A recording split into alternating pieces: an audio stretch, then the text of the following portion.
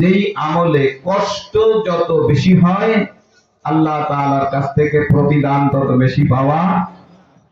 হুজুর উদাহরণ দিয়ে বলতেন, হিজরতের সময় নবীজি সাল্লাল্লাহু আলাইহি সাল্লামকে নিয়ে রাতের অন্ধকারে নবীজি সাল্লাল্লাহু আলাইহি সাল্লামের সাথে আবু বকর ছিলেন। সেই গাড়ের সৌরে বিশাল পাহাড়ের উপরে পৌঁছার পর অনেক ক্লান্ত হলেন নবীজি। আল্লাহ হাবিব সাল্লাল্লাহু আলাইহি সাল্লামের একটু নিদ্রার মতন আসছে, আবু বকরের পায়ের উপরে মাথা মোবারক রেখে নবীজি একটু ঘুমিয়ে পড়ছেন। আপনারা জানেন সকলে যে সাপ আসছে, আবু বকর পা দিয়ে রাখছেন ছোট ছোট গর্তের মধ্যে। এই গর্তের মুখের উপরে আবু বকর পা দিয়ে রাখছেন, কিন্তু সাপে এসে বারবার আঘাত করে। তিনি আরো পাওটাকে মজবুত করে ধরেন। অবশেষে সাপে বাধ্য হয়ে তাকে দংশন করছে কামড় দিয়ে। ওয়াজটা করাও সোজা, শুনতে তো আরো সোজা, কিন্তু ভাইরা আমার, সাপে দংশন করছে, সাপে কামড় দিয়েছে, এই কথাটা তো অত সহজ না। আবু বকর সিদ্দিক রাদিয়াল্লাহু তাআলা চিন্তা করলেন যে আমি যদি নড়াচড়া করি, আমি যদি আওয়াজ করি, তাহলে আল্লাহর হাবিবের, আল্লাহর দোস্তের, আল্লাহর বন্ধুর কষ্ট হবে, হয়তো ঘুম ভেঙে যাবে। আমি আল্লাহর কাছে কি জবাবটা দিব? সুবহানাল্লাহ বলবেন না? বলেন বলেন, জোরে বলেন। এটা কি সম্ভব আমাদের যুগে? চিন্তা করলেন যদি আমার মৃত্যু হয় এইভাবে হয়ে যাবে, কিন্তু আমার জীবন থাকতে নবীজি সাল্লাল্লাহু আলাইহি সাল্লামের ঘুম ভাঙতে দেব না। আরো জোরে বলেন আল্লাহু আকবার। কি মহব্বত! তো নাকি ব্যথা করতেছেন, আরাম লাগতেছে? সাপের কামড় তাকে বলা। আমার ভাইরা, আল্লাহ হাবিব সাল্লাল্লাহু আলাইহি সাল্লামের এই অবস্থা, নবীজি তো ঘুমিয়ে আছেন, আবু বকর আওয়াজ করেন না, নড়াচড়া করেন না, কিন্তু চোখের পানিকে রাখতে পারেন নাই। চোখের পানি যখন তার চেহারা মুবারকের উপর দিয়ে গড়িয়ে গড়িয়ে আল্লাহ হাবিব সাল্লাল্লাহু আলাইহি সাল্লামের চেহারার উপরে যখন পড়েছে, দয়ার নবী সাল্লাল্লাহু আলাইহি সাল্লাম তখন দেখতে পেলেন আবু বকরের মুখটা মলিন, চেহারাটা বিবর্ণ হয়ে গেছে। আবু বকর কাঁদতেছেন, আওয়াজ নাই, চোখ দিয়ে পানি পড়তেছে। নবী ডেকে বললেন, আবু বকর ব্যাপারটা কি? আবু বকর সব খুলে বললেন। আল্লাহর হাবিব বললেন, পাটা আমার কাছে এদিকে টেনে আনো। দয়ার নবী একটু থুথু দিয়ে দিলেন, কোথায়কার বিষ সাথে সাথে পানি হয়ে গেল। জোরে বল আল্লাহু আকবার। আরো বলে বলা লাগবে আল্লাহু আকবার। আমার ভাইরা, হাদিস শরীফের মধ্যে এসেছে, একদিন জ্যোৎস্না মাখা রজনীতে ফুটফুটে চাঁদ, দয়ার নবী সাল্লাল্লাহু আলাইহি ওয়াসাল্লাম হযরতে আয়েশা রাদিয়াল্লাহু তাআলার সঙ্গে বসে বসে কিছু আনন্দ করতেছেন, মশকারি করতেছেন, কিছু কথা বলতেছেন। স্ত্রীর সাথে হাসি মুখে কথা বলা এটাও ইবাদতের মধ্যে গণ্য। খালি নফল নামাজ পড়লে কাজ হবে না, এটাও সওয়াব।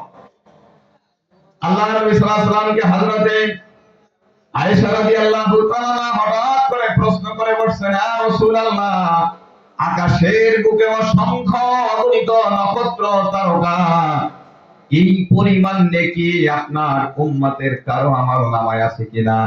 দয়ার নবী সাল্লাল্লাহু আলাইহি ওয়াসাল্লাম বললেন, হ্যাঁ, ওই পরিমাণ নেকি আছে হযরতে ওমরের আমল নামায়।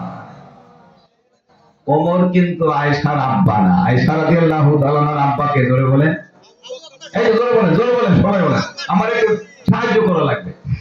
ভাইরা আমার, এটা সারা দুনিয়াতে একটা নীতি নিয়ম যে নিজের আব্বার কথা না বলে আরেকজনের আব্বার কথা বললে অতটা ভালো থাকে না। কথা বলেন, আপনার আব্বাও মেম্বারিতে দাঁড়াইছে, আর এক বেটার আব্বাও দাঁড়াইছে, আমি যদি শোনেন যে অমুকের আব্বা হয়ে গেছে, আমার আব্বা কয়েক ভোট কম পাইছে, আপনি লাফাবেন না? লাফাবেন? লাফায়ও না, বেচার হয়েছে হলো না। ভাইরা আমার, আয়েশা রাদিয়াল্লাহু তাআলার মুখটা মলিন হয়ে গেছে। তার আব্বা আবু বকরের কথা নবীজি বলেন নাই, বলছেন হযরতে ওমরের কথা। নবী তো বুঝতে পারছেন কেন আয়েশার মনটা কালো হয়ে গেল, মুখটা মলিন হয়ে গেল। আয়েশাকে সান্ত্বনা দেওয়ার জন্য নবীজি বললেন, আয়েশা, একটা কথা জেনে রাখো, এই আকাশের বুকে, গোটা আসমানের বুকে যত পরিমাণ নক্ষত্র, ওটাকে গণনা করলে যা হয় ওই পরিমাণ নেকি ওমরের আমলনামায়। আর তোমার আব্বা আবু বকরের এক রাতের নেকি ওমরের সারা জীবনের নেকির থেকেও বেশি হয়ে যায়। সেটা হলো ওই রাতে কষ্ট করে তিনি কান্দেন নাই, আওয়াজ করেন নাই, সুবহানাল্লাহ। ভাইরা, আমরা আবু বকরও না, ওমরও না, আমরা যদি ওই কায়দার হতাম, ওই ক্লাসের হতাম, তাহলে ওই যুগে আমাদেরকে আল্লাহ পাঠাতেন। আমরাই আখিরি জামানার পয়গম্বর, দুর্বল উম্মত, সব দিক দিয়ে দুর্বল, ইমানে দুর্বল, আমলে দুর্বল, গায়ের শক্তিতে দুর্বল, সব দিক দিয়ে দুর্বল। আমরা এই দুর্বল উম্মত হয়েও যদি এই ঠান্ডা পরিবেশে এই জায়গায় আমরা বসতে পারি, ইনশাআল্লাহ আল্লাহ তাআলা আমাদেরকে একেবারে মাহরুম করবেন না। হাদিসের ভাষায় বুখারী শরীফের রওয়ায়াত অনুযায়ী আশা করা যায় ইনশাআল্লাহ গুনাহ নিয়ে আসছিলাম, আল্লাহ তাআলা নিষ্পাপ করে এখান থেকে ফেরত দেবেন। বলেন আল্লাহু আকবার। এজন্য আসা দরকার আছে না? না। আমি আপনাদেরকে একটা প্রশ্ন করি, আমার ভাইরা, আসমান জমিন, চন্দ্র সূর্য গ্রহ নক্ষত্র, মানব দানব জিন ইনসান পশু পাখি কীট পতঙ্গ, জান্নাত জাহান্নাম আরশ কুরসি লৌহ কালাম, এক কথায় আমরা দেখি আর না দেখি, দৃশ্যমান অদৃশ্যমান যা কিছু বিদ্যমান, একটু সকলের জবান খুলে বলতে হবে, এগুলো কি নিজ নিজ নিজ ইচ্ছায় হয়েছে, না এগুলো একজনের সৃষ্টিকর্তা সৃষ্টি করেছে? বোঝেন নাই কথা না? আসমান এমনি এমনি হয়ে গেছে, জমিন এমনি এমনি হয়ে যায়, নাকি এগুলো একজনে করছে? জোরে বলেন। যিনি করছেন তার নাম কি? আর জোরে বলেন। আমার ভাইয়েরা, সমগ্র জগতে দৃশ্যমান অদৃশ্যমান যা কিছু বিদ্যমান, দেখি আর না দেখি, দেখা যাক আর না যাক, মনে রাখতে হবে সব কিছুর একজন সৃষ্টিকর্তা আছেন, তিনি হলেন আল্লাহ। আর তিনি হলেন খালেক। এগুলোকে বলা হয় মখলুক বা মখলুকাত, সৃষ্ট জীব। রব্বুল আলামিন এত কিছু সৃষ্টি করলেন যা আমরা দুনিয়াতে দেখি, এরপরে এটা তো মাত্র নমুনা। বড় বড় চাউলের দোকানে এমন একটা টেবিলে ছোট্ট ছোট্ট বাটিতে কিছু চাউল রেখে দেওয়া হয়, এর মানে ওইটা না যে এই দোকানে এক এক বাটি চাউল আছে, এর মানে হলো এই কায়দার চাউল তুমি যত চাও পছন্দ হইলে বলো আমার দোকানে গুদামে আছে। ভাইরা আমার, দুনিয়াটা শুধুমাত্র নমুনা, মূল সুখ শান্তি না নামত মায়া সব হলো আখিরাতের জীবনে। দুনিয়া তো আখিরাতের তুলনায় কিছুই না, কিছুই না, কিছুই না। এই যা কিছু আল্লাহ তাআলা সৃষ্টি করেছেন সব কিছু মানুষের জন্য, মানুষের কল্যাণে, মানুষের উপকারের জন্য। আর আল্লাহ পাক রব্বুল আলামিন বলে, ওয়া মা খালাকাতুল জিন্না ওয়াল ইনসা ইল্লা লিয়াবুদুন। জিন এবং ইনসান এই দুটি জাতিকে আমি একমাত্র সৃষ্টি করেছি আমার ইবাদতের জন্য। মা উরিদু মিনহুম মির রিজকিন ওয়া মা উরিদু আন ইউতঈমুন। এদেরকে সৃষ্টি করে তাদের থেকে আমি কিছু আহার্য গ্রহণ করব, তারা আমার কিছু রিজিক দেবে, খানা দেবে, এজন্য আমি সৃষ্টি করে নাই। বরং ইন্নাল্লাহা হুয়ার রাজ্জাকু যুল কুওয়াতিল মাতিন, আমি আল্লাহই একমাত্র সর্বময় ক্ষমতার মালিক, আমি আল্লাহই সমগ্র জগৎবাসীকে রিজিক দিয়া থাকি। ঠিক কি নয়? ভাই আমার, উদ্দেশ্য ছাড়া, নিজের লাভ ছাড়া, নিজের লক্ষ্য ছাড়া কেউ কোনো কাজ করে না। একজন মানুষ তার ছেলেকে মাদ্রাসায় পড়াক আর স্কুলে পড়াক, একটা ছেলেকে শিক্ষিত করার জন্য, আলেম করার জন্য অনেক পয়সা খরচ যায়, অনেক সময় যায়। এই যে বাবা বৃদ্ধ মানুষ, গরিব মানুষ, রিক্সা চালায়, ভ্যান চালায়, কৃষিকাজ করে, এরপরেও কষ্ট করে ছেলেটাকে শিক্ষিত বানায়, পয়সা খরচ করে, তার পিছনেও একটা উদ্দেশ্য থাকে। ছেলেটা যদি মানুষ হয়, শিক্ষিত হয়, আলেম হয়, দুনিয়াতেও সে শান্তিতে জীবন যাপন করতে পারবে, আমাদেরকেও কিছু শান্তিতে রাখার চেষ্টা করবে, কামাই করে খাওয়াবে, সুখে থাকবো।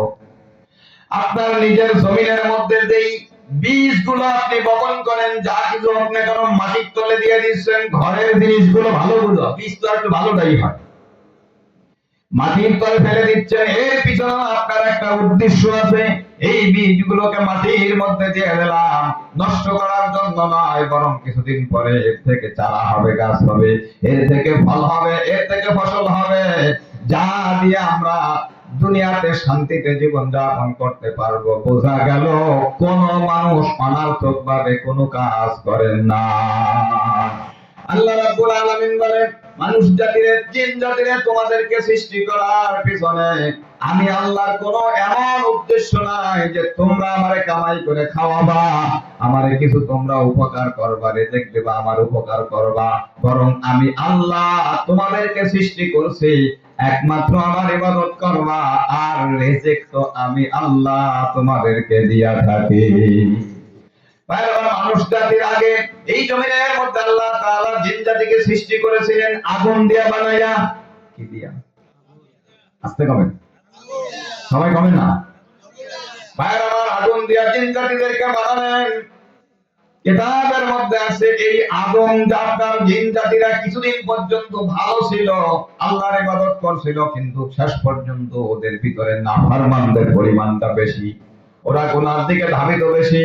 কিছুদিন পরে ওরা আস্তে আস্তে আল্লাহর নাফরমানি করতে শুরু করলো, করতে করতে করতে করতে যখন সীমা লঙ্ঘন করে গেল, আল্লাহ রাব্বুল আলামিন ফেরেশতাদেরকে পাঠিয়ে দিলেন, যাও জমিনের মধ্যে যে জিন জাতিকে দেখো, অবাধ্যগুলো সব তোমরা কতল করে খতম করে দাও।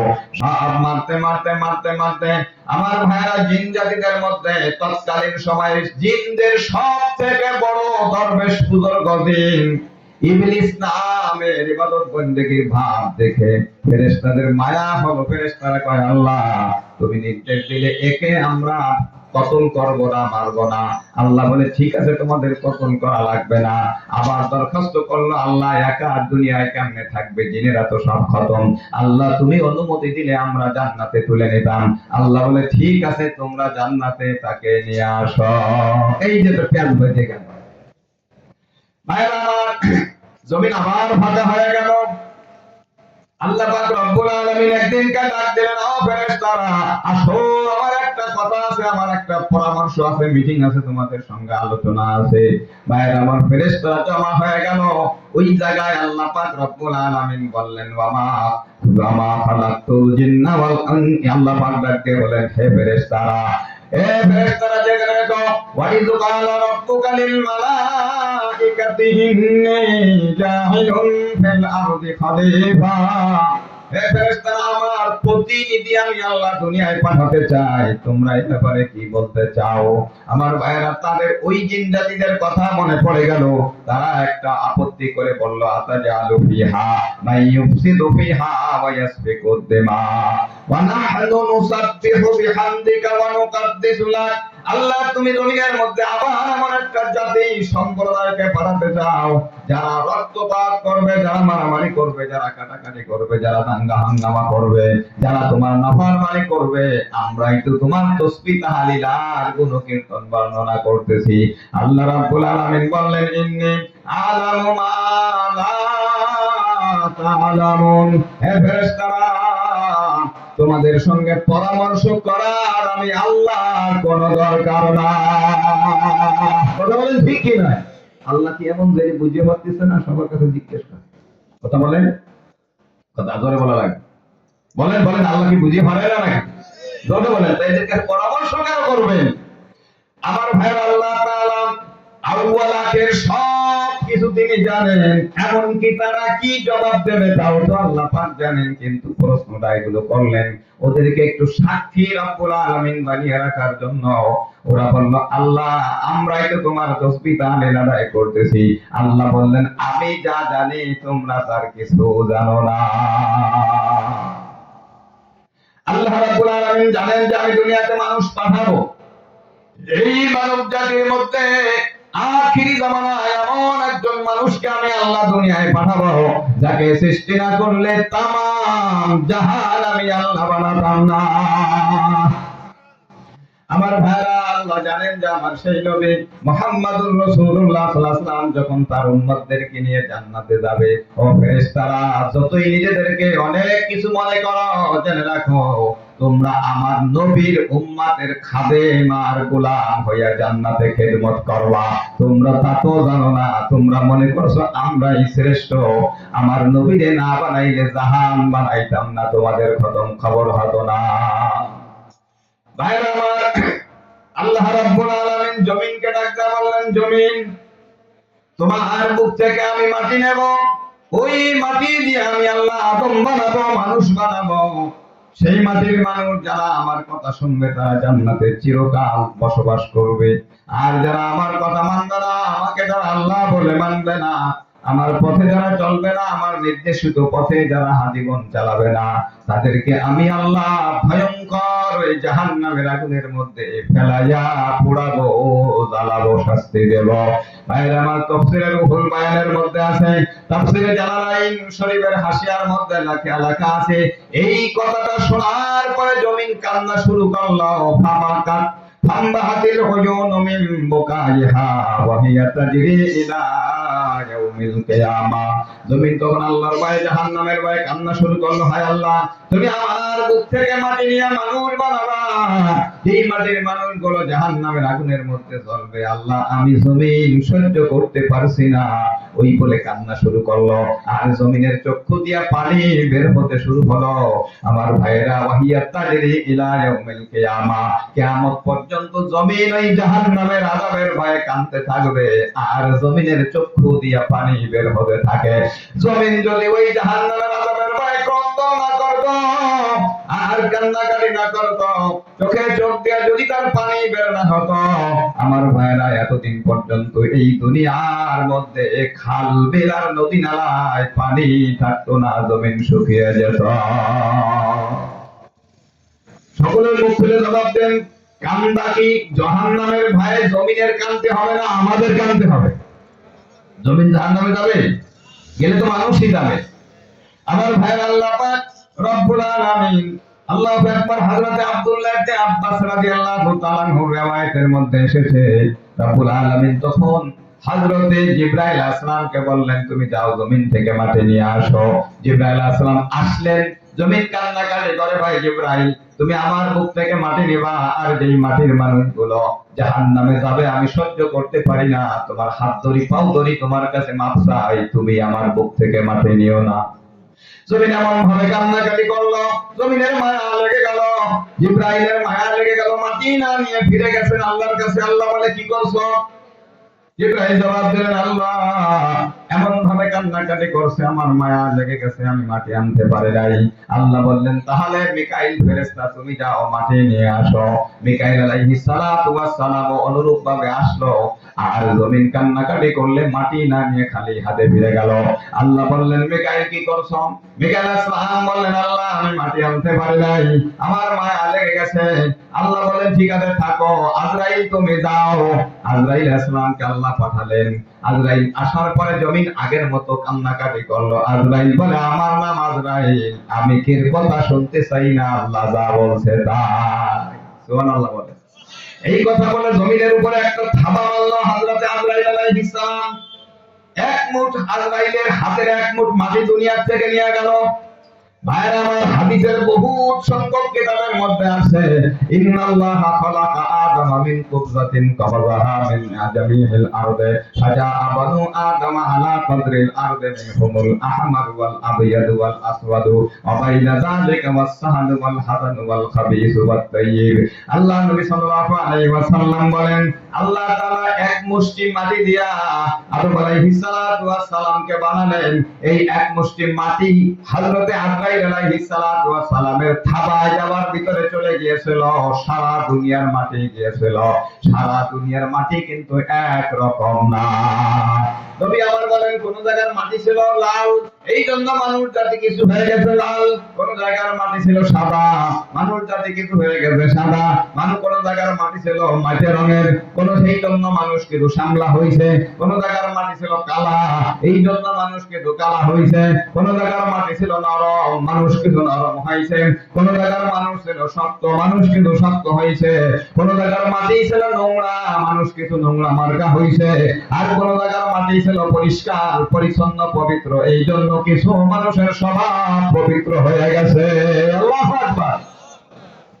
আবার ভাইরা দেখবেন, কোটিপতির ছেলে, কোটিপতি শিল্পপতির ছেলে, কোটি টাকার গাড়ি তাদের বাড়িতে গাড়িতে চলে।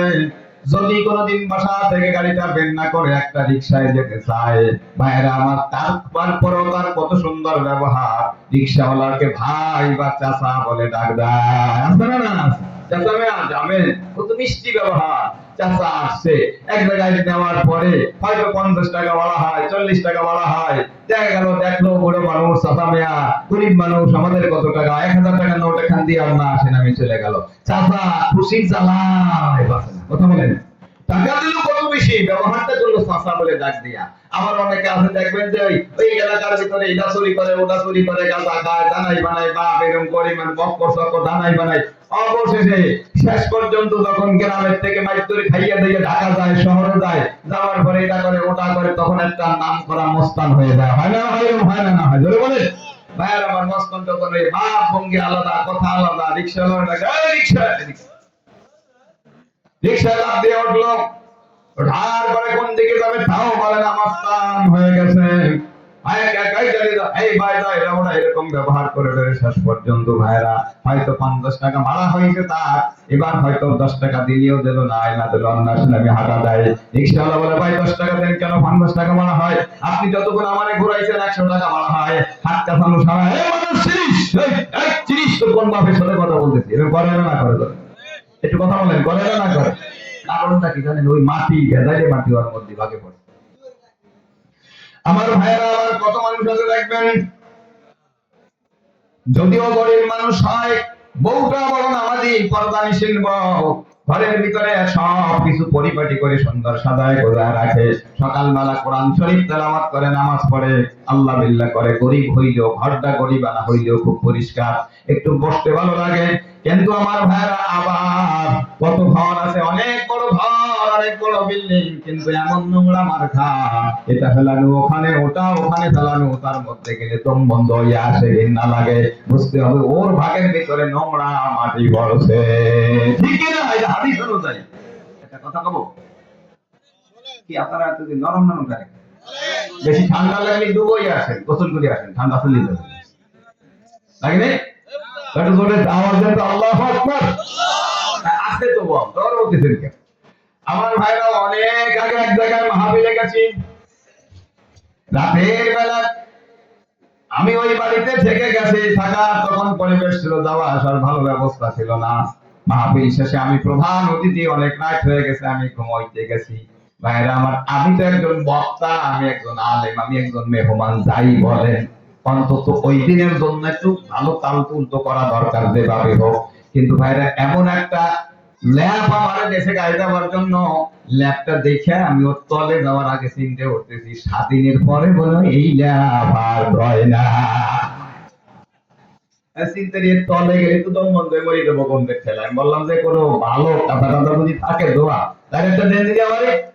এটা বলার পরে এখন দিল, তাই দিয়ে কোনো রকমই কাটা লাগে। কারণটা হলো ভাই, নোংরা কি ওদের ভাগে বেশি, তারা শিক্ষিত ভেবে।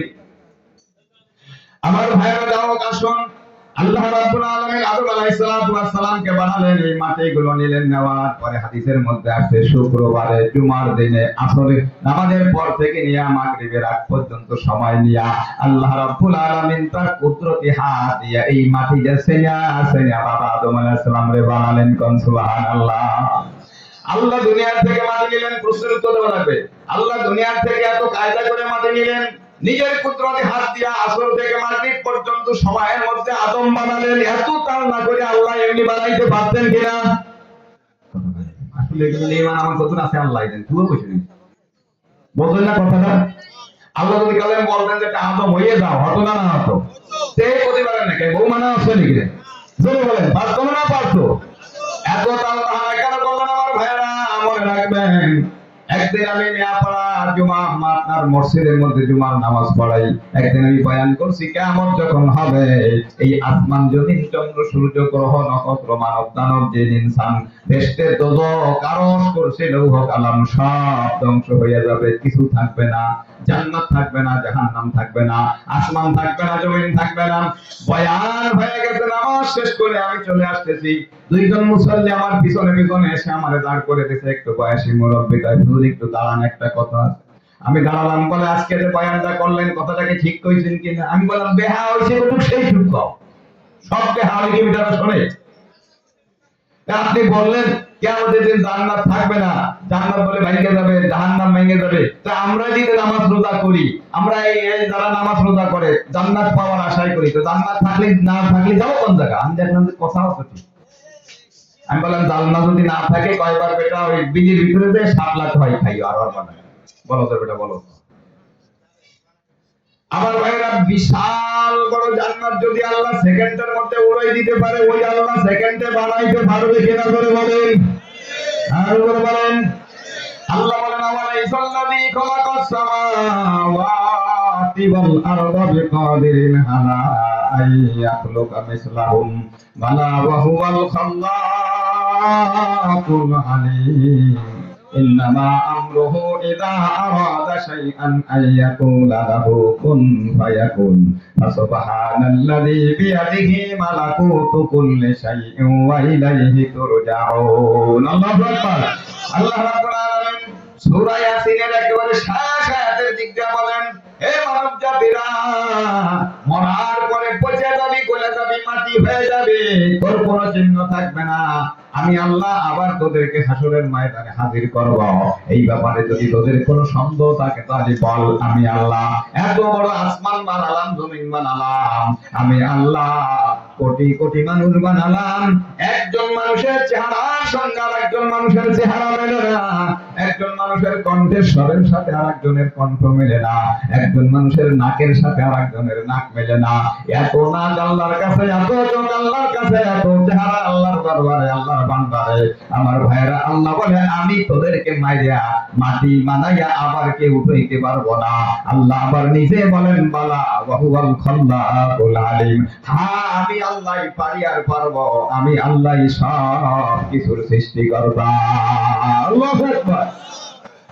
আমার ভাইরা খুব লক্ষ্য করেন, বুখারী শরীফের মধ্যে, মুসলিম শরীফের মধ্যে, মিশকাত শরীফের মধ্যে এই হাদিস কানা এসেছে।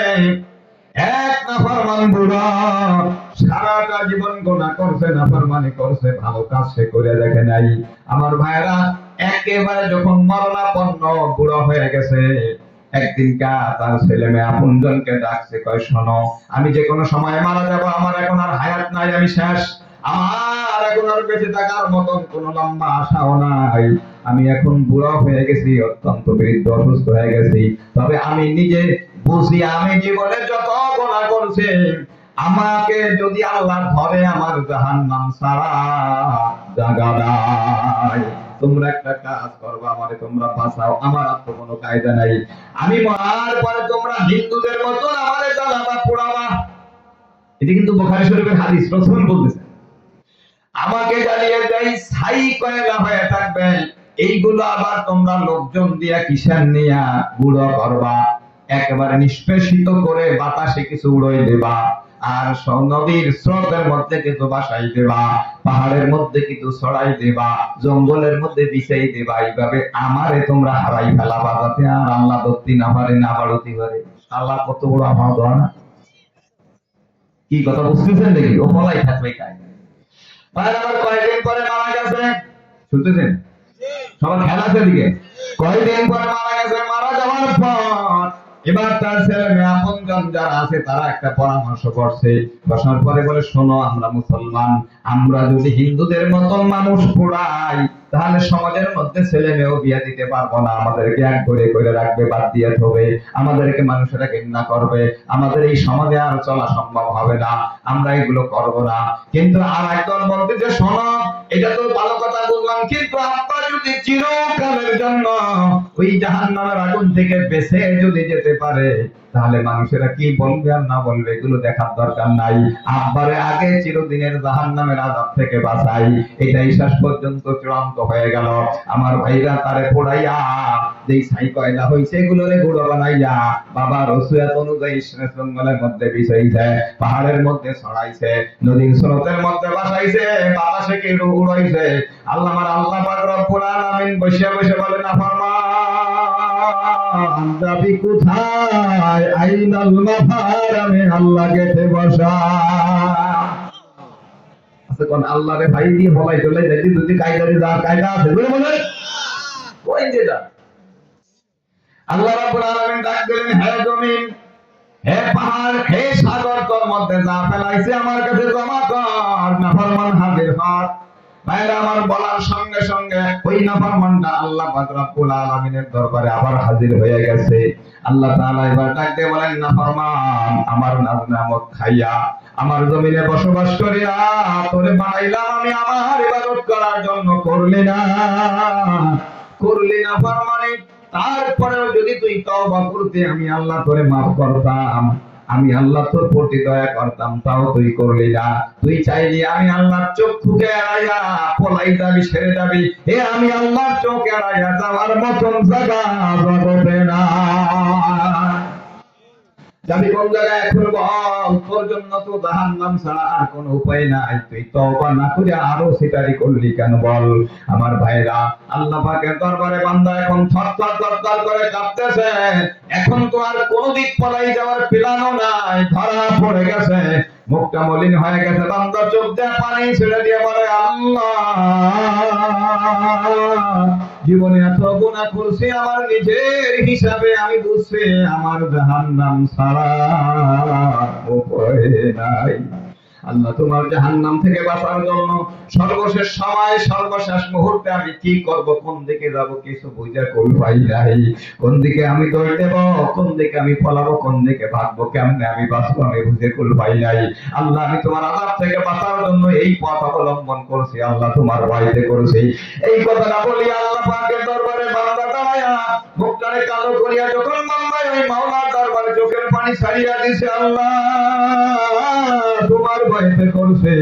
আমার মাওলা বান্দার চোখের দিকে তাকাই থেকে বান্দার মুখটা বেজার, চোখ দিয়ে পানি ঝরে। আমার আল্লাহ বলে, আমি মাওলা আমার সামনে দাঁড়ায় যদি বলে, আল্লাহ তোমার আযাবে ভয় পাই, তোমারে ভয় পাই, যেই বান্দা আমি মাওলার জাহান্নামে ভয় পাওয়ার চেষ্টা করে বাঁচার জন্য, তাকে আমি ধরিয়া ওই জাহান্নামের আগুনের মধ্যে আর আযাব দিতে পারি না। যা বান্দা যতই গুনাহ করো না কেন, জেনে রাখ তোর গুনাহ থেকে আমি আল্লাহর দয়া কোটি কোটি গুণ বেশি। তোর একটা কথার কারণে তুই আমার আযাবে ভয় করছিস, আমি আল্লাহ তোরে মাফ করে সেই জান্নাত দিয়ে দিলাম। জোরে বলেন আল্লাহু আকবার। আল্লাহ পারবে না? ছাই বানাই দিলাম, কয়লা বানাই দিলাম, উড়াই দিলাম, জ্বালাই দিলাম। আল্লাহ যদি বলে হাজির হইয়া যা, হাজির হতে হবে কিনা বলে বলেন সবাই। আমার ভাইরা, আল্লাহ রাব্বুল আলামিন আদম আলাইহিস সালাতু ওয়াস সালামকে সময় নিয়ে বানালেন, কারণ হলো আল্লাহ রাব্বুল আলামিন তার কুদরতে হাত দিয়া আদমকে বানায়া আল্লাহ দেখাইলেন আদমের সম্মান আর ইজ্জত অনেক বেশি, আমি আল্লাহ নিজ হাত দিয়া বানাইছি। ৬০ হাত লম্বা করে আদম আলাইহিস সালামকে আল্লাহ বানালেন। যেহেতু আদম আলাইহিস সালাতু ওয়াস সালাম ৬০ হাত লম্বা, এই জন্য মানুষেরা যখন জান্নাতে যাবে, যে যুগের মানুষ হোক আর যত ছোট বড় হোক না কেন, হাদিসের মধ্যে এসেছে আল্লাহ হাবিব সাল্লাল্লাহু আলাইহি ওয়াসাল্লাম বলেন, ইউবাসু ইয়াউমাল কিয়ামাতি আলা মা তাআলাইহি, যে অবস্থায় যে মারা যাবে, মরার সময় কারবে অবস্থাটা থাকবে, ময়দানে হাসরে যখন সিংহায় ফুৎকার দেওয়া হবে, সে ওই অবস্থায় হাসরের ময়দানে উঠবে। বুড়া ফুনফুনে অবস্থায় যদি কেউ মারা যায়, বুড়া অবস্থায় উঠবে। কেউ চুল দাড়ি পেকে সাদা হয়ে গেছে, সে সেই অবস্থায় উঠবে। কেউ যদি ভাইরা চুল দাড়ি কালো থাকে, সে ওই কালো অবস্থায় যুবক অবস্থায় উঠবে। যার চুল দাড়ি জ্বালায় নেই, সে ওই অবস্থায় উঠবে। যে শিশু অবস্থায় মারা গেছে, শিশু অবস্থায় উঠবে। এক কথায় মরার সময় যার যে অবস্থাটা থাকবে ওই অবস্থায় উঠবে। আমার ভাইরা মনে রাখতে হবে, এরপরে যখন হাসরের ময়দানে বিচার শুরু হবে, এই বিচারের ময়দানে আল্লাহু আকবার। আমার ভাইরা, এই বৈজ্ঞানিকরা প্রমাণ করেছেন সূর্যটা দুনিয়া থেকে 13 লক্ষ গুণ বড় আর 15 কোটি কিলোমিটার দূরে, তারপরেও সহ্য করা যায় না। আল্লাহ নবী বলেন, মিশকাত শরীফের মধ্যে হাদিস আছে, আল্লাহর নির্দেশে হাসরের ময়দানে কোনো গাছপালা থাকবে না, কোনো কিছুই থাকবে না, অক্সিজেন থাকবে না, ঠান্ডা হওয়ার কোনো ব্যবস্থা থাকবে না। আমার ভাইরা, এই অবস্থাতেও মানুষের হাজার হাজার বছর হাসরের ময়দানে দাঁড়িয়ে থাকতে হবে বিচারের জন্য। আমার ভাইরা, কয়েকদিন আগে একটা হাদিস দেখলাম, আল্লাহ নবী সাল্লাল্লাহু আলাইহি ওয়াসাল্লাম কাছে বলে, ইয়া রাসূলুল্লাহ, হাসরের ময়দানের যে এক একটা দিন দুনিয়ার 50,000 বছরের সমান হবে, মাতুল হাযাল ইয়াউম, এত বড় লম্বা দিন হবে, দুনিয়ার 50,000 বছর মিলে আখিরাতের একটা দিন হবে, দুনিয়ার 50,000 বছর মিলা হাসরের ময়দানের মাত্র একটা দিন হবে। এত বড় লম্বা দিন যদি হয়, মানুষের অবস্থাটা কি তখন হবে? আমার আল্লাহর হাবিব বলেন, ওয়াল্লাযী নাফসি বিয়াদিহি, আমি আমার আল্লাহর ইজ্জতের কসম দিয়ে বলতেছি, শুনে রাখো, ইন্নাহু লা ইউখাফফাফু আলাল মুমিনি, তবে এটা ইমানদারের জন্য, মুমিনের জন্য এই দিনটাকে আল্লাহ তাআলা হালকা করে ফেলবে। 50,000 বছর তাদের দাঁড়িয়ে থাকা লাগবে না। আল্লাহর হাবিব বলে, এত 50,000 বছরের সমান একটা দিন হবে, যত বড়ই হোক না কেন, ইমানদারের জন্য হাসরের ময়দানটা মনে হবে সালাতুল মাকতুবা, মানে ফরজ নামাজটা এক ওয়াক্তের পড়তে যতটুকু সময় লাগে, হাসরের ময়দানে ইমানদারের কাছে মনে হবে এতটুকু সময়ের মধ্যে আমার বিচারের কার্যক্রম শেষ হয়ে আমি জান্নাতের টিকিট হয়ে গেলাম। আল্লাহু আকবার। বল আসে না গায়ে শুনলে? আমার ভাইরা, দুনিয়া বললে আখিরাত পুরো নয়।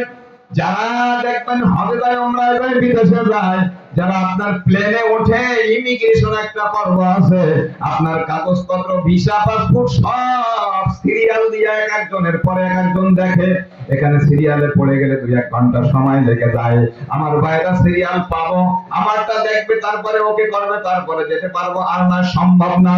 সব প্যাসেঞ্জারকে ভাইরা কাতার দিয়ে দাঁড়াতে হয়, এইখানে 1-2 ঘন্টা সময় লেগে যায়। কিন্তু ভাইরা, একই প্লেনে উঠতেছে একজন মন্ত্রী, এমপি, রাষ্ট্রপতি, এরা যদি যায়, তারা ওই সিরিয়ালে দাঁড়ায় না, ওদের 2 ঘন্টা দাঁড়াই থাকতে হয় না, ওদের জন্য ভিন্ন পথে লাল কালিটা বিছিয়ে দেয়, সেখান থেকে সরাসরি তারা হেঁটেই চলে যায়, 1 মিনিটও দাঁড়াইতে হয় না।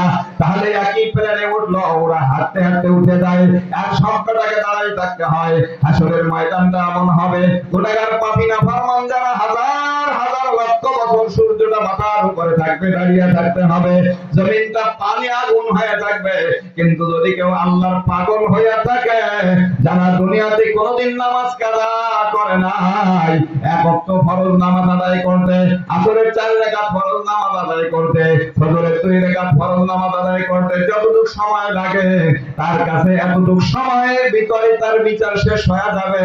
এরপরে আল্লাহ পাকের পক্ষ থেকে আমল নামাটা হাতে দিয়া বলা হবে, যা যা, তুই জান্নাতে চলে যা। আমার ভাইরা, এটা হলো আল্লাহ পাকের কুদরতের খেলা, মনে রাখতে হবে। এমনি ভাবে নবীজি বলেন, মিশকাতের মধ্যে হাদিস আসছে, সামনেই থাকবে ফুলসুরাত, আমলনামা নিয়ে ফুলসুরাতের গোড়ায় যাবে, যাবার পরে কেউ কেউ হাঁটার গতিতে পার হবে, কোন কোন বান্দা বান্দিরা ভাইরা আমার ঘোড়ার গতিতে পার হবে, একটু বেশি গতিতে, আর কেউ কেউ বাতাসের গতিতে পার হবে, আবার কেউ কেউ ভাইরা আমার বিজলি চমকানোর মতন একটা ঝিলিক মারবে, তো দেখবে হাজার হাজার লক্ষ কোটি কোটি মাইল পথ পাড়ি দিয়া, ফুলসুরাতটা পাড়ি দিয়া আমি জান্নাতে পৌঁছে গেলাম। আল্লাহু আকবার বলেন ভাই। আল্লাহ তুমি কবুল করো, সবাই বলেন আমিন। আমার ভাইরা, আল্লাহু আকবার। সব জায়গায় ঈমান আর আমলের খেলা চলবে। ঈমান ভালো, আমল ভালো, সবকিছু তার জন্য আসান সহজ হয়ে যাবে। ঈমানের মধ্যে ভেজাল, আমলের মধ্যে ভেজাল, সব জায়গায় অন্ধকার হয়ে যাবে। ঈমানদারেরা নূর পাবে, নূরুহুম ইয়াসআ বাইনা আইদিহিম ওয়া মিন খালফিহিম, নূর নূর সামনে চলবে, বামে চলবে, সামনে পিছনে নূর থাকবে, নূরের ভিতর দিয়া তারা পথ দেখে চলে যাবে। আর যারা কাফের, মুশরিক, বেঈমান, যারা নাফরমান, নূর তো পাবে না, অন্ধকারে কোন দিকে যাবে কিছু বুঝবে না। এইভাবে ঠেলা গুতো খেতে খেতে ফুলসুরাতের উপর পাড়ি পা রাখার সঙ্গে সঙ্গে এত ধারালো থাকবে আর এত চিকন থাকবে, আমার ভাইরা, ওই জায়গায় পা দেওয়ার সঙ্গে সঙ্গে কেটে যখন পড়বে, ওই ফুলসুরাতের নিচে থাকবে জাহান্নাম, জাহান্নামের ভিতরে পড়ে যাবে, আর উঠতে পারবে না। আমার ভাইরা, খুব একটু লক্ষ্য করি, আল্লাহু আকবার। জান্নাতে যাওয়ার পরে, জান্নাতের রাজ্য ফুলসুরাত পাড়িয়ে যাওয়ার পরে, আমি যেই কথাটা বলছিলাম সবাই খেয়াল রাখেন, আল্লাহ যে মৃত্যুর সময় যে যে অবস্থায় থাকবে ওই অবস্থায় উঠবে, উঠার পরে ওই ভাবে ফুলসুরাত পাড়ি দিয়ে যাবে, যাওয়ার পরে ফেরেশতাদের সঙ্গে দেখা হবে, তারা ডাক দিয়ে বলবে, ও নেককার ইমানদার বান্দা বান্দিরা, এই জান্নাত পাওয়ার জন্য আল্লাহকে কত কষ্ট করে ডেকেছো। এই শীতের দিনে নামাজ যারা আদায় করে ওযু করতে কত কষ্ট হয়, গোসলে কত কষ্ট হয়, এরপরেও যারা নামাজ পড়ে অবশ্যই জান্নাত পাওয়ার জন্য পড়ে। কথা বলেন ঠিক কি নয়? আজকে ল্যাপ্ত সুখ সবার বাড়িতে খাট পালন আছে, ফেলে আজকে আমরা এই মাটির মধ্যে বালির মধ্যে আসছি, তাও তো জান্নাত পাওয়ার আশায়। এইভাবে ইস্তেমার ময়দানে যায় তাও জান্নাত পাওয়ার আশায়, চরমনার ময়দানে যায় কষ্ট করে তাও তো জান্নাত পাওয়ার আশায়। এক কথায় যত কষ্ট আমরা করি সব তো জান্নাত পাওয়ার আশায়। ফেরেশতারা ডাকতে বলবে জান্নাতীরা, জান্নাতের রাজ্যে পৌঁছে গেছো, একটা কথা শোনো, এই যে একটা সুন্দর নদী দেখা যাইতেছে, এই নদীর পানি আগে তোমরা পান করে নাও। ভাইরা আমার, জান্নাতীরা গিয়ে ওই নদীর পানি পান করা শুরু করবে।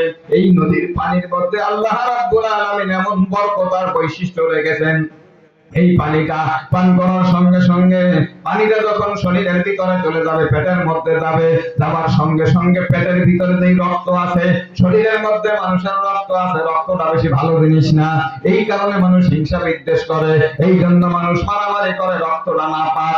আমার ভাইয়েরা, রক্ত আর থাকবে না, এর পরিবর্তে ভিতরে নূর হয়ে যাবে। জোরে কান সুবহানাল্লাহ, আরে জোরে বলেন সুবহানাল্লাহ।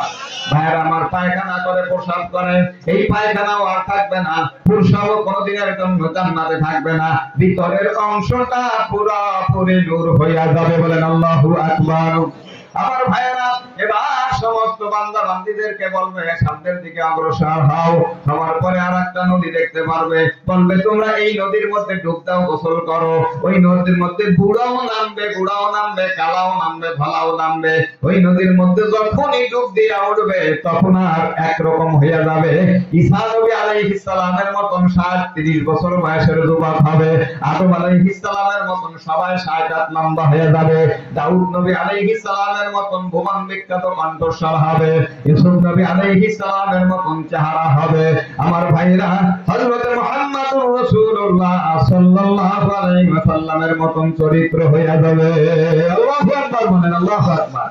আমার ভাইরা, দুনিয়ার জিন্দেগিটা মানুষের কেমন জিন্দেগি দেখবেন, 10 বছর 20 বছর বয়স, এই সময় বড় একটা শক্তি থাকে, 2-4 বছর বয়সের সময় কিছুই থাকে না, আবার বাড়তে বাড়তে 30 থেকে নিয়ে 40 পর্যন্ত মানুষের জীবনটা পুরোপুরি একটা শক্তি আসে।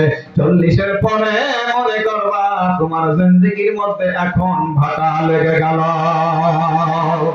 আস্তে আস্তে দুই একটা চুল পাকতে শুরু করবে, একটা দুই একটা পাকলে পরের বছর আসবে, কাঁচা হয় না, আর ওর সাথে যোগ হবে, হতে হতে গায়ের বলটা কমতে শুরু করবে, আগে যেই শক্তি ছিল শক্তিটাও কমতে শুরু করবে। ক্রমান্বয়ে তুমি আস্তে আস্তে বার্ধক্যে পরিণত হবা, 50-60 হয়ে গেছে, মনে রাখবা যার বয়স 60 হয়ে গেল, মনে রেখো রে মানুষ, তোমার জিন্দেগির আসর হয়ে গেছে। আসরের পরে একটু বেলা থাকে, এই বেলার কিন্তু পাওয়ার থাকে না। এই সময় কোন মানুষ ঘরের থেকে ধান আর শুকনো করার জন্য উঠানে আনে না, বা এখন যে একটু রোদ আছে দেখতে দেখতে শেষ হয়ে যাবে, এতে কাজ হবে না। ঠিক আসরের পরে এই তীব্রতায় কোনো কাজ হয় না। 60 বছর হয়ে যাওয়ার পরে মনে রাখতে হবে এখন আর আমার জিন্দেগির আসর হয়ে গেছে। কিছুক্ষণ পরে আসরের পরে যখন সূর্য মানুষ গাছের আড়ালে ডুবে যায়, এখন আর আমার লম্বা আশা করে লাভ নাই, এখন আমার একটা জিনিস বাকি আছে, কখন যেন আমার জীবনটা মাটির আড়ালে চলে যায়।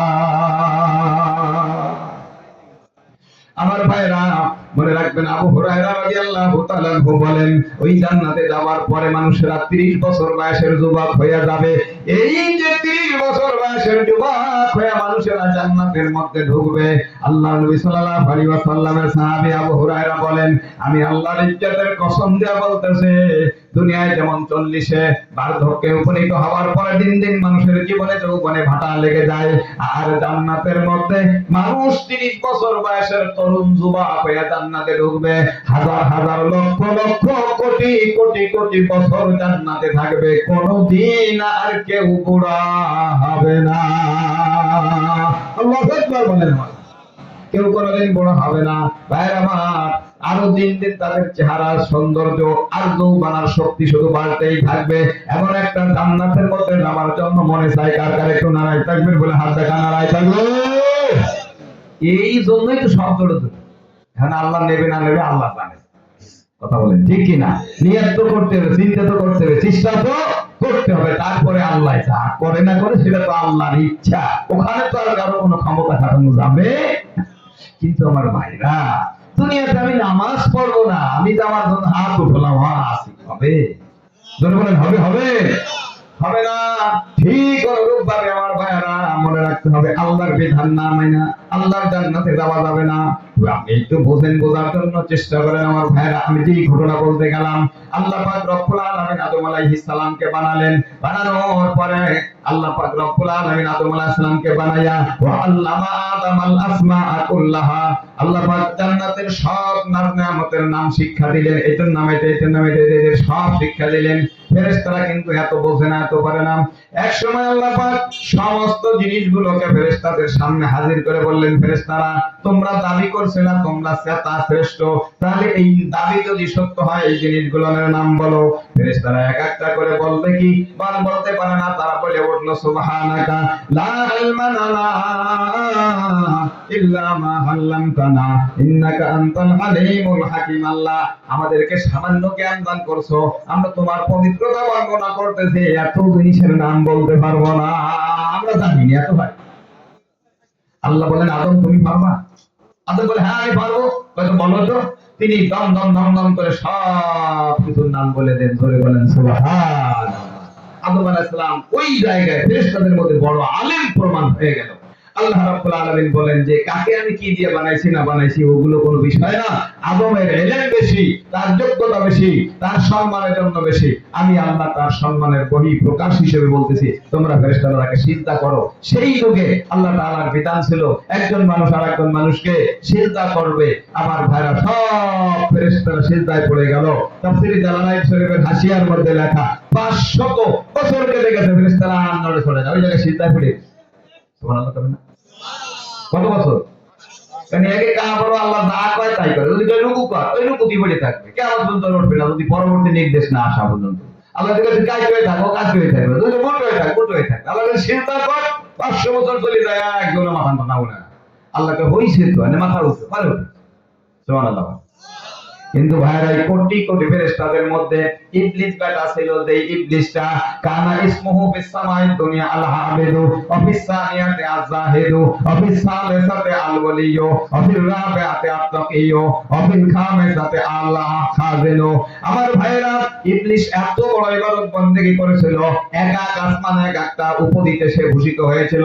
প্রথম আসমানের সমস্ত ফেরেশতারা তাকে আবেদ বলে ডাকতো, দ্বিতীয় আসমানের সমস্ত ফেরেশতারা তাকে জাহিদ মানে বলে ডাকতো, 3 নম্বর ফেরেশতারা আসমানের সমস্ত ফেরেশতারা তাকে ওলি বলে ডাকতো, 4 নম্বর আসমানের সমস্ত ফেরেশতারা তাকে মুত্তাকি বলে ডাকতো, 5 নম্বর আসমানে তাকে খাজেন বলে ডাকতো, 6 নম্বর আসমানের ফেরেশতারা তাকে ইবলিস বলে ডাকতো, 7 নম্বর আসমানে তাকে আবাদিল বলে ডাকতো। আমার ভাইরা এত ইবাদত করার পরে ইবলিস ওখানে একা দাঁড়াই থাকলো। আল্লাহ ডাক দিলেন ইয়া ইবলিস মা মানাকা আন তাসজুদা লিমা খালাকতু বিয়াদাইয়া আস্তাকবারতা আন কুনতা মিনাল হালিন। এই ইবলিস কোটি কোটি ফেরেশতারা সিজদা করলো, একা তুই দাঁড়াই থাকলি। বলেন কোটি কোটি ফেরেশতারা সিজদা করলো, আমার কথা মানলো, তুই একা দাঁড়াই থাকলি কেন, ব্যাপারটা কি? সে জবাব দিল আনা খায়রুম মিনহু খালাকতানি মিন নারি ওয়া খালাকতাহু মিন তিন। আল্লাহ আমি আদমের থেকে অনেক শ্রেষ্ঠ উত্তম, তারা আগুন দিয়ে বানাইছো, আমার আগুন দিয়ে বানাইছো, তারা মাটি দিয়ে বানাইছো, আমি তারা সিজদা করব এটা তো হতেই পারে না, যুক্তির কথা না। আল্লাহ কে কি হয়ে গেল? কথা বলেন ঠিক না? কারে কি দিয়ে বানাইছি না বানাইছি, বানাইছে কে? বলে বানাইছি আমি আল্লাহ, বানানোর মালিক আমি আল্লাহ, তা আমি নির্দেশ দিছি আমার কথা মান, তুই আমার উল্টো ওয়াজ করতেছিস কেন? তোর মতন বেয়াদবরে আমি জান্নাতে রাখবো? আমার ভাইরা খুব ভালোভাবে মনে রাখবেন, তাফসীরে সাবি, তাফসীরে জমাল, এগুলো তাফসীরের কিতাবের মধ্যে আছে, যকিরায়ে মালুমাত নামক কিতাবের মধ্যে আছে। 40,000 বছর পর্যন্ত জান্নাতের মধ্যে খাজেনের দায়িত্ব পালন করেছিল এই ইবলিস।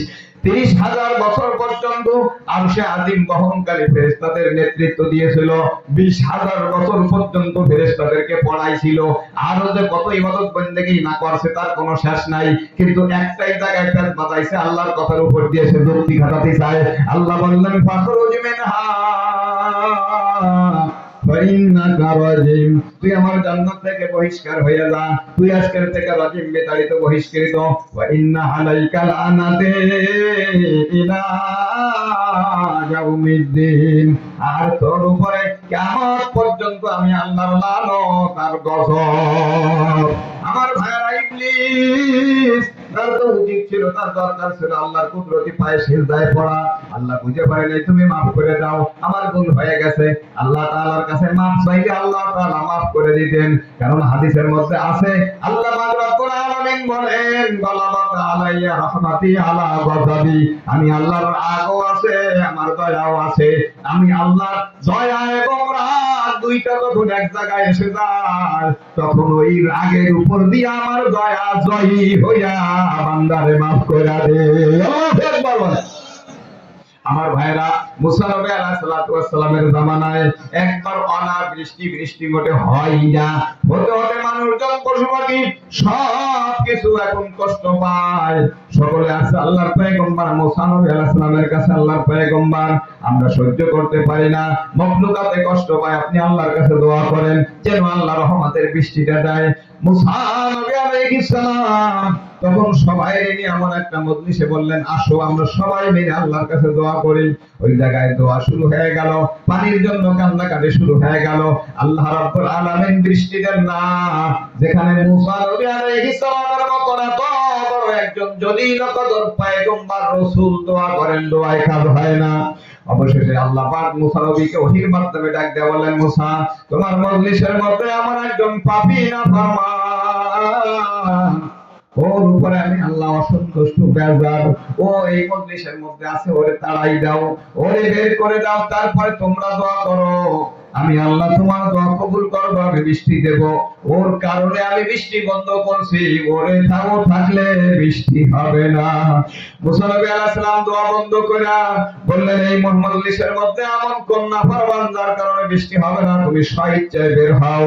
বের হবা না, তোমার কারণে এত মানুষ কষ্ট পাবে, তাও সহ্য করা হবে না।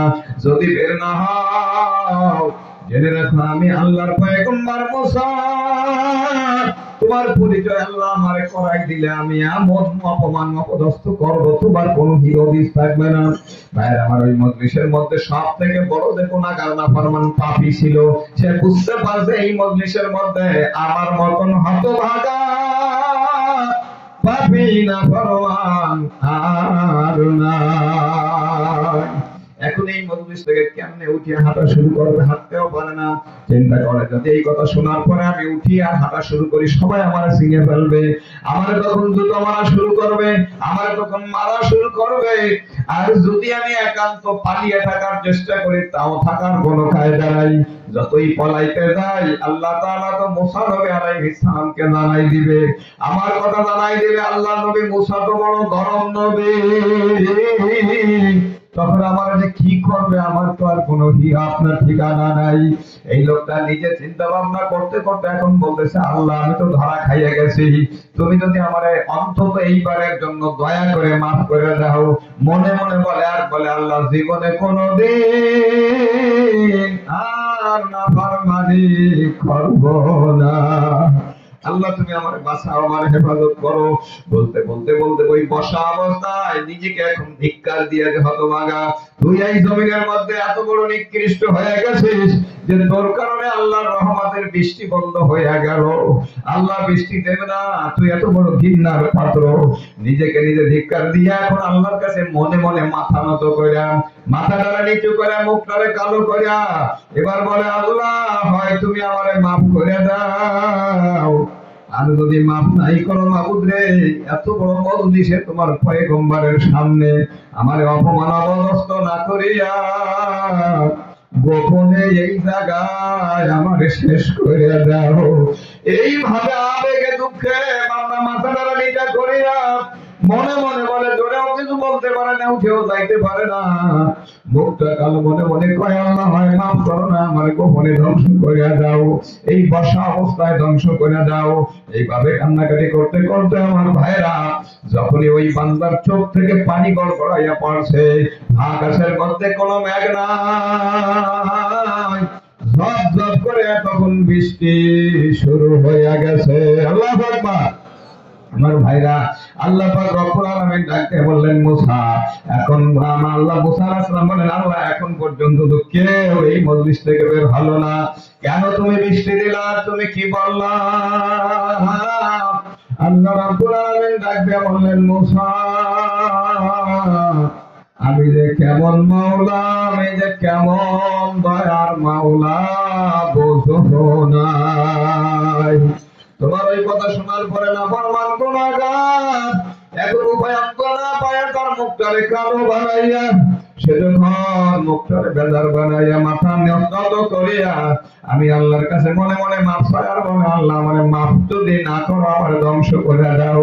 এই কথাটা বলিয়া বান্দা যখন চোখ দিয়া পানি ছেড়ে দিয়েছে, আমি আল্লাহ ওই বান্দার চোখের পানি দেখিয়া আরে আর মাফ না কইরা পারলাম না, তারও মাফ করে দিছি। আর তার চোখের পানির কারণে আমি মাওলা রহমাতের বৃষ্টিও দিয়া দিলাম। আল্লাহু আকবার বলেন। এই জন্য আমার ভাইরা, আল্লাহ তাআলার কাছে তওবা করলে আল্লাহ মাফ করে দেন দয়ালু। আল্লাহ কয় ইবলিস তুই তওবা না কইরা এবার তুই নিজেকে বড় মনে করিয়া এবার তুই বাহাদুরি করলে, এত ইবাদত বন্দেগী করছে, এই ইবাদতের কথা উল্লেখ করে এবার ইবলিস বলল, আল্লাহ তাহলে আমারে যদি তুমি জান্নাত থেকে বের করেই দাও, তাহলে আমার এই ইবাদতের বিনিময়ে আমি যা করছি আমার বিনিময়ে যা পাবো তাই দিয়া দাও। আল্লাহ বলেন কি তুই চাস? ক্বালা রাব্বি ফানজিরনি ইলা ইয়াউমি ইউবআসুন, আমার এই ইবাদতের বিনিময়ে কিয়ামত পর্যন্ত হায়াত দিয়া দাও, আর মানুষ জাতির রগে রগে রক্তের সঙ্গে চলিয়া যাতে ওদের ধোঁকা দিয়া আমি আল্লাহ ওদেরকে আমার দলে নিতে পারি সেই শক্তিটুকু দিয়া দাও। আল্লাহ কয় তোর ইবাদতের বিনিময়ে যদি এটা পালি হয়, তুই যদি খুশি চাস আমি দিয়া দিলাম। আমার ভাইরা কোরআনের অন্য আয়াত আছে, এবার সে বলল, আল্লাহ কিয়ামত পর্যন্ত যখন হায়াত দেছো আমি ডান দিক দিয়ে এসে ধোঁকা দেব, বাম দিক দিয়ে এসে বনি আদমকে ধোঁকা দিয়ে গুনাহ করাবো, সামনের দিক দিয়ে এসে ধোঁকা দিয়ে গুনাহ করাবো, পিছনের দিক দিয়ে এসে ধোঁকা দিয়ে গুনাহ করাবো। কয়টা দিক হয়ে গেল আমার? দেখছেন, ডান দিক গেল, বাম দিক গেল, সামনে গেল, পিছনে গেল, বাকি থেকে গেল উপরের দিক। আমার ভাইয়ের আল্লাহ কয়, ওরে ইবলিস চতুর্দিক দিয়ে এসে আমার বান্দাদের দ্বারা গুনাহ করাবি, কথা ঠিক, একটা দিক খালি থেকে গেল উপরের দিক। আমার বান্দাদেরকে বছরের পর বছর সারা জীবন গুনাহ করাবি, কিন্তু যেই দিকটা ফাঁকা ওই দিক যখন আমার বান্দা বান্দিরা হাত উঠাইয়া আমি মাওলার ভাই যখন আমার দিকে মুখটারে মলিন করিয়া ডাকতে বলবে, আল্লাহ তোমার দয়া ছাড়া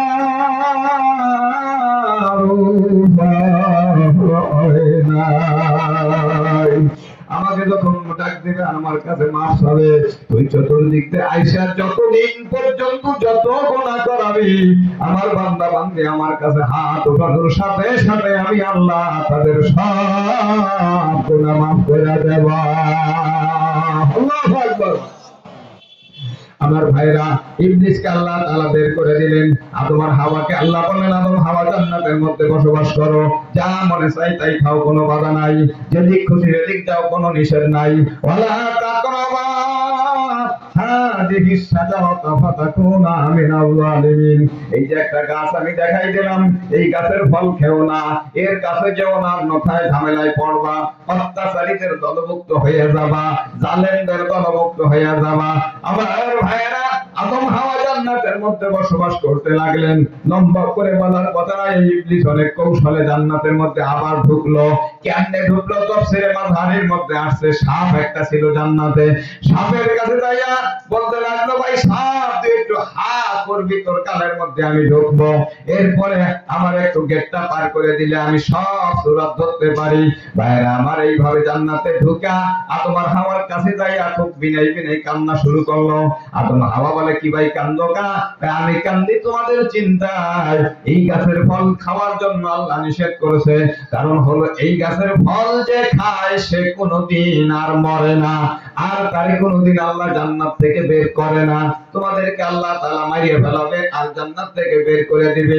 আমি কসম দিয়ে বলতেছি, এই গাছের ফল যদি খেতে পারো কোনোদিন মরবা না, আর এই জান্নাত থেকে কোনোদিন বের হবা না, আল্লাহ বের করবে না। খাও ভাইরা আমার, এইভাবে বিভিন্ন রকমের লোভ দেখাইয়া হাওয়া আলাইহিস সালাতু ওয়াস সালামের মাধ্যমে যখনই প্রথমে এই নিষিদ্ধ গাছের ফল খেয়ে ফেলাইছে, আল্লাহ রাব্বুল আলামিন বলবেন, আদম হাওয়া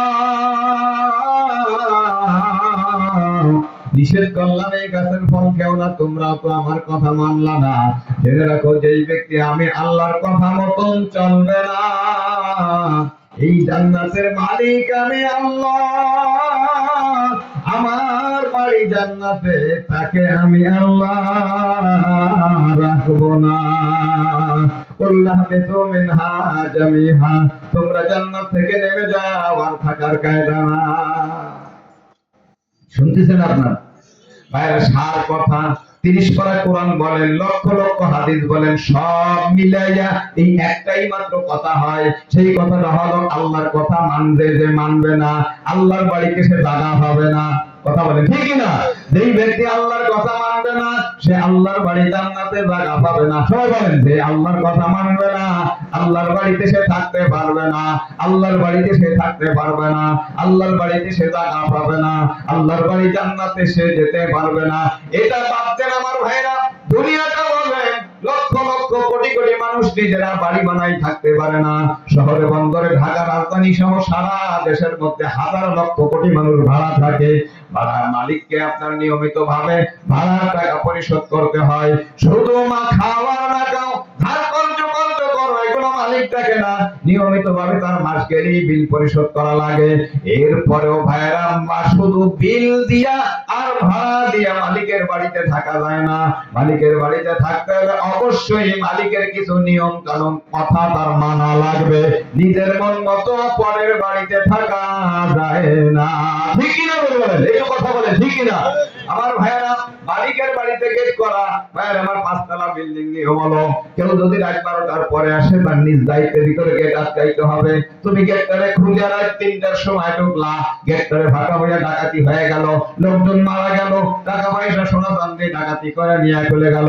এখন যদি বলে কে গেট খোলা রাখছিল, যদি এটার তথ্য পাওয়া যায়, এই তুমি গেটটা কেন খুলে রাখছিলা, আর না এরকম অ্যাক্সিডেন্ট হওয়ার কথা না, সেটি বলে, তাহলে তোমার কি আসবে যাবে? আমি তোমার প্রত্যেক মাসে 20,000 টাকা ভাড়া দিই না, তোমার আমি প্রত্যেক মাসে 10-15,000 টাকা ভাড়া দিই না।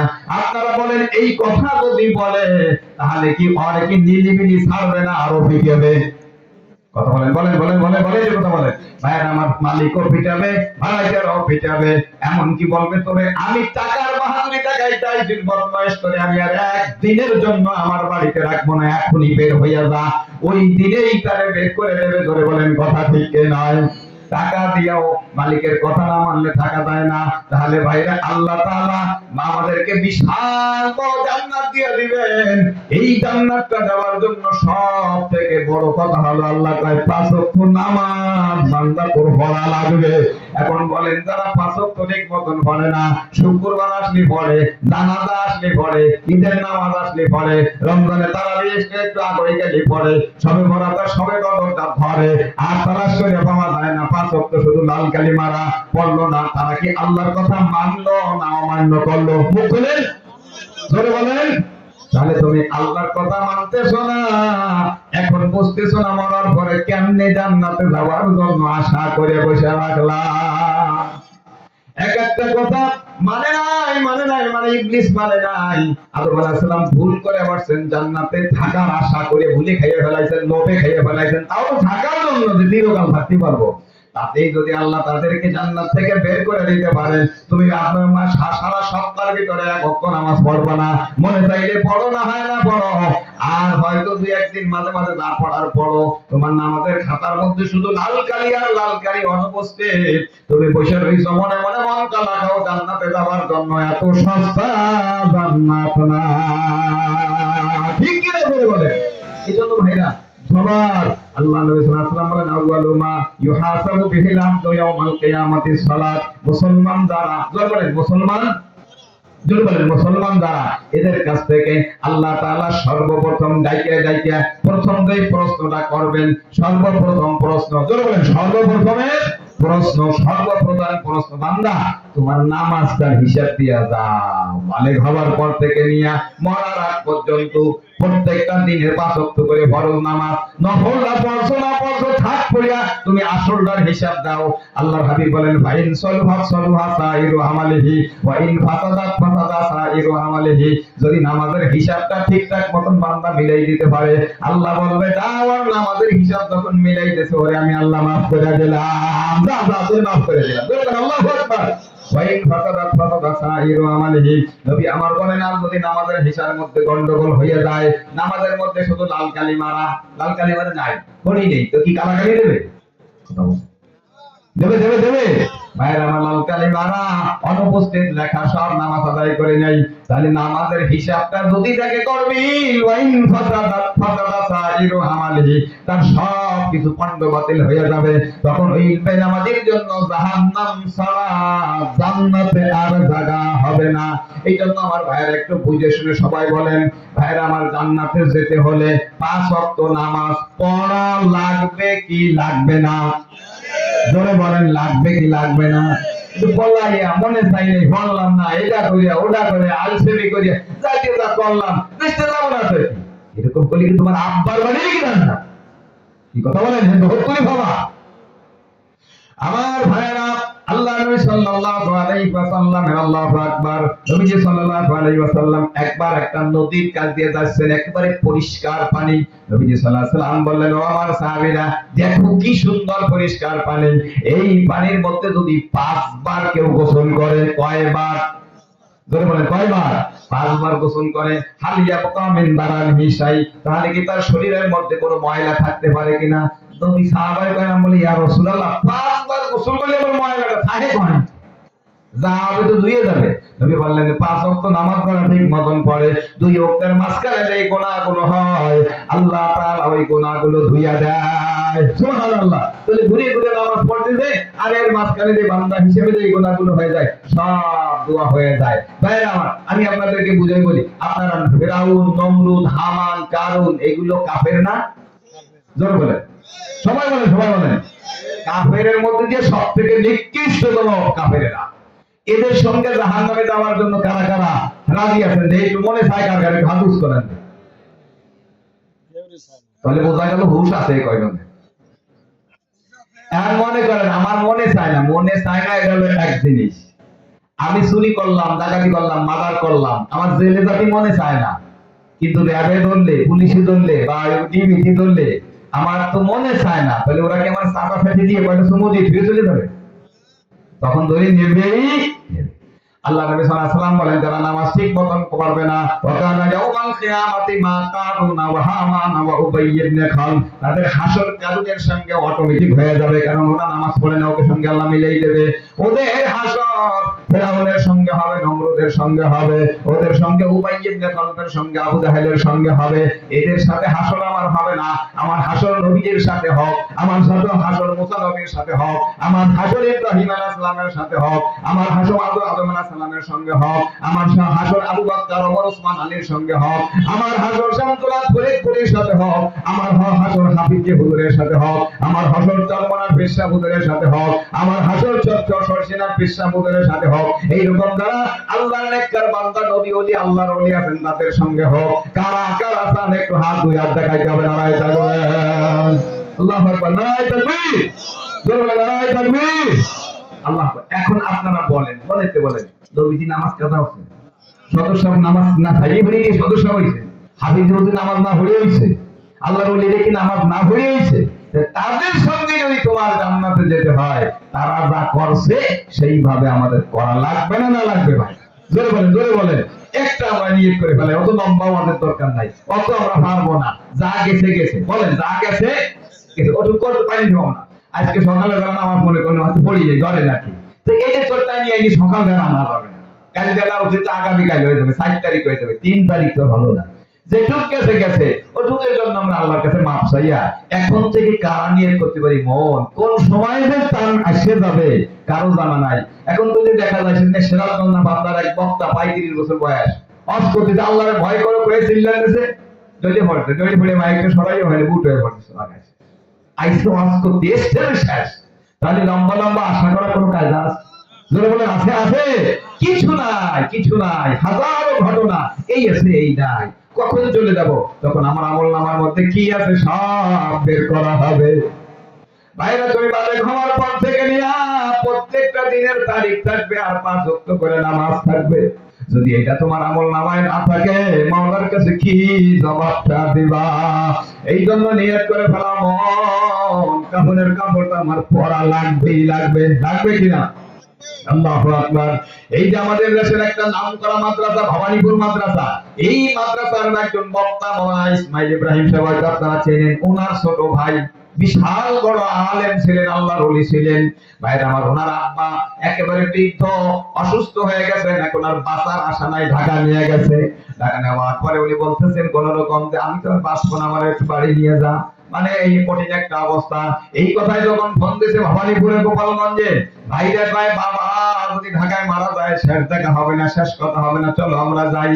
গাড়ি নিয়ে দুই ভাই রওনা দিয়া কোরআন শরীফের ইয়াসিন সূরা পড়তে পড়তে আপনাদের এইদিকে এলাকার মধ্যে এসে অ্যাক্সিডেন্ট। ওই যে আপনারা বেহুশ হয়ে গেছে, মাথায় আঘাত লাগে, আর হুশ হয় নাই। এখান থেকে ঢাকায় বাপকে দেখতে যাইয়া সে হাসপাতালে ভর্তি হলো, আর বাবা ওখান থেকে বাড়িতে ফিরে গেল। আমার ভাইরা, আমার সামনে তার আব্বা বুড়ো ছিল একেবারে খুনখুনিয়া, তার আব্বার কাছে কে বলছে যে ইউসুফ, মাওলানা ইউসুফ আর কথা বলে না। হাজার আলেম দেখার জন্য ভাই, ভক্তবৃন্দর অভাব নাই, দেখার জন্য ভাই পড়ে রয়েছে, কথা বলে না। তার আব্বাই ভবানীপুর মাদ্রাসায় বলে তোমরা আমারে আবার একটু ঢাকায় নিয়ে যাও। আমার ইউসুফ বলে হুশ হয় না, কথা বলে না, আমি যাইয়া ডাক দিলে আমার ইউসুফ হুশ হইয়া যাবে। হুশ আর হয় নাই। সেই ইউসুফের লাশ বাবার সামনে নিয়ে আসে, যেই বাবারে একটু দেখতে পারবো না দেরি হলে। এই জন্য ভাইরা রওনা দিয়া যাইয়া সেই ভাইয়ের লাশ, সেই ছেলের লাশ সেই বাবার সামনে, আর সেই বাবা তার জানাজার মধ্যে মাইক ধরে সবার কাছে বলে, সবাই আমার ইউসুফ রে মাফ করে দিও। কাজেই লম্বা আশা করে লাভ নাই আমার ভাইরা, মউত হয়ে গেলে আর নামাজ পড়লে কাজ হবে না। একটু নিয়ত করে ফেলাও ভাই, কখনটা তোমার আর আমার এসে যাবে, কাপড়ের কাপড় পরাইয়া বিদায় করে দেবে, সব পড়ে থাকবে, আমল নামা ফাঁকা, কিচ্ছু নাই। অন্তত নামাজের হিসাব মিলাইতে বলে জান্নাত আল্লাহ দিয়া দিবে। কারা আছো এখন থেকে নিয়া আর অন্তত 5 ওয়াক্ত নামাজ জীবনে ছাড়বো না? একটু আল্লাহরে হাত দেখাও, নারাই যাবে।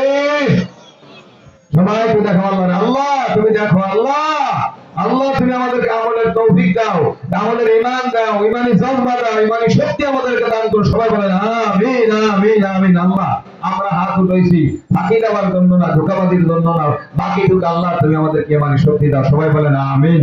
আমার ভাইরা, এই নামাজ, এই রোজা, এই দ্বীন, এই ঈমান, এই ইসলাম আমরা পাই কোন জায়গায়? সব ওহীর মাধ্যমে আল্লাহ কোরআনে আমাদেরকে দিয়েছেন রাসূলের কাছে। রাসূলুল্লাহ সাল্লাল্লাহু আলাইহি ওয়াসাল্লাম মার খাইয়ে যে বয়ান শুনলাম, কত নির্যাতন ভোগ কইরা, কত কাফেরদের কষ্ট নির্যাতন ভোগ করে আল্লাহ নবী সাল্লাল্লাহু আলাইহি ওয়াসাল্লাম আমাদেরকে বুঝাইছেন। কেন বুঝাইছেন? ওই যে আমরা বয়ান শুনলাম এর আগে, তায়েফে যাইয়া কত মার খাইছেন। নবীজি রাগ করে বসে থাকেন না, যে না আমি আইছি ভালো কথা বলতে, আর আমারে মারি, যা করব না যা। তাহলে নবী চিন্তা করলেন এরা তো বোঝে না, এরা জাহান্নামী হয়ে যাবে, এরা তো আমার উম্মত, যা যা করে করুক, মারে মারুক, যা করে করুক, দেখি ওকে একটু বুঝাই টুঝাই জান্নাতে আনা যায় কিনা। আমার ভাইয়েরা, আল্লাহ নবী চলে গেছেন, এখন সেই কোরআন আর হাদিস আমাদের কাছে ধুয়ে গেছেন। এই কোরআন তো একটা কিতাব, হাদিস তো একটা কিতাব। এই কিতাবগুলো তো ভাইয়েরা খালি কোরআন দিয়ে তো কোরআন কেউ বুঝতে পারবে না। পারবে? কথা বলে কোরআন একটা কিনে ধুয়ে দিলেন, হয়ে গেল, তাহলে আলেম হয়ে যাবে। আপনি হাদিসের কতগুলো কিতাব কিনে ধুয়ে দিলেন বাড়ি, হয়ে যাবে, আলেম হয়ে যাবে তাতে? না, এগুলো তো ভিন্ন জিনিস। এই ধরনের দিনই প্রতিষ্ঠানে ওই আলিফ বা থেকে যারা পড়ছে তাদের কাছে আলিফ বা পড়তে হয়, সূরা কালাম পড়তে হয়, দোয়া কালাম পড়তে হয়, নামাজ পড়তে হয়। ভাইরা এগুলো শিক্ষা দেয়, হতে হতে কোরআনের হাফেজ হয়ে যায়। এবার ভাইরা একজন হাফেজ যদি কেউ হয়ে যায়, আল্লাহ নবী সাল্লাল্লাহু আলাইহি ওয়াসাল্লাম বলেন কিয়ামতের ময়দানে আল্লাহর হাফেজকে আল্লাহ ডাক দিয়ে বলবে, হাফেজ, যেই দিনে মানুষেরা কোরআন পড়তে চাইতো না, তুমি আমার কোরআনের হাফেজ হইছিলা, আমি আল্লাহ তোমার উপরে খুশি। হাফেজ রে, তুমি জান্নাতে চলে যাও। এই জান্নাতের সুসংবাদ পাওয়ার পরেও কোন হাফেজের মুখটা মলিন হয়ে যাবে, মাথাটা নত হয়ে যাবে, চোখটা পানি ছেড়ে দিবে। আল্লাহ বলবেন তোমার চোখে পানি কেন? হাফেজ তখন বলবে আমার আব্বা রিক্সা চালাতো, আমার আব্বা ভ্যান চালাতো, আমার আব্বা জমির একজন কিষান ছিল, আমার আব্বার ছোট্ট খাটো একটু ব্যবসা বাণিজ্য করে সংসার চালাতে কত কষ্ট হতো। এরপরে এত কষ্ট কইরা আমার যেই বাবা আমাকে কোরআনের হাফেজ বানালো, আমি বাড়ি আসতে আমার কাজ করতে দিত না, বুড়ো বাবায় কাজ করতো। আমি যাবার সময় আমার টাকা দিত, আর মাথায় হাত তুলে বলতো আব্বা আমরা খাই না খাই আমরা বুঝবো, তোমার টাকা লাগলে খবর দিও, পাঠাই দেব, সময় নষ্ট করো না। দেখো কোরআনের হাফেজ যদি হতে পারো, আমরা আমল করতে পারলাম না, হয়তো তোমার ওসিলায় আল্লাহ তাআলা আমাদেরকে মাফ করে দিবে। আমার মা গোপনে গোপনে কিছু টাকা গুছাই রেখে আমার আব্বা যা দিয়েছে গোপনে আরো কিছু টাকা দিয়ে আমার মাথায় হাত বোলায় বলতো আব্বা খাইলে খাই, আমরা বলবো তোর যা লাগে আমাদের কাছে